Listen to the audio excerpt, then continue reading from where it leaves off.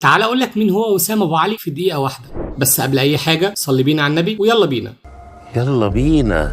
في البدايه احب اقول لك ان اللاعب وسام ابو علي هو لاعب كره قدم دنماركي فلسطيني الاصل، بيلعب حاليا مهاجم للنادي الاهلي المصري. بدا مسيرته الكرويه وهو في سن الرابعه من عمره، وبعد 6 سنين انتقل وسام لنادي البرج فوتبول المحلي. ظهر وسام ابو علي لاول مره في الدوري الدنماركي الممتاز، وسجل اول اهدافه مع الفريق الاول في 22 ابريل سنه 2018، وفي 9 سبتمبر سنه 2020 انضم وسام لنادي الدرجه الاولى الدنماركي سيلكبورج اللي لسه هابط قريب. وفي 15 فبراير 2022 في مباراه وديه ضد نادي دينامو موسكو اتنقل وسام من الملعب على نقاله طبيه وراحوا بيه للمستشفى، وده كان بعد تعرضه لثقب في الرئه. وفي 13 يوليو 2023 تم التاكيد على انتقاله لنادي اي كي سيريوس السويدي، علشان يجي في يوم 11 يناير 2024 وينضم وسام ابو علي لكبير افريقيا الاهلي المصري بعقد لمده 4 سنين ونص، وده كان مقابل مبلغ 2 مليون يورو. وقدر وسام يحقق لقب دوري ابطال افريقيا مع الاهلي المصري سنه 2023 2024 والدوري المصري في نفس